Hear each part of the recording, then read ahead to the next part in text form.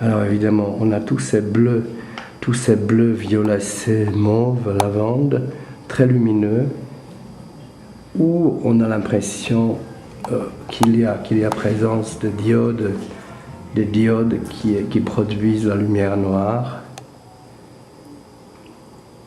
Et on est devant une pierre qui est complètement dépolie, plus que satinée, dépolie complètement. Après les polissages, ces bleus électriques seront beaucoup plus forts. C'est une formation, la pierre s'est formée comme ça dans une grosse cavité.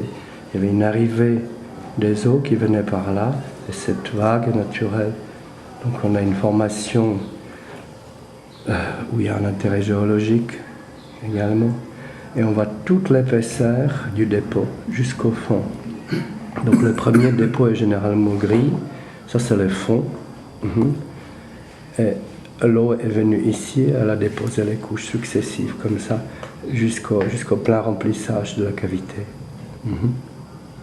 Alors d'une part, on a la forme un peu d'une oreille, mais en même temps aussi on peut voir la forme d'un crâne humain, une tête humaine, sans visage, quelque chose comme ça. Mais si cette pierre arrive entre les mains d'un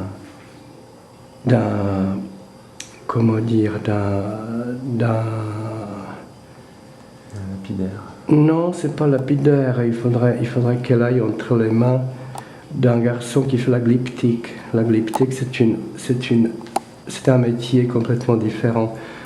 Ce sont les gens qui font la sculpture sur les pierres de valeur, sur les pierres précieuses, les pierres fines.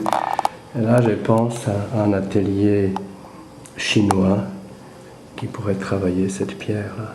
Et on a cette espèce de luminosité violacée, bleu violacée.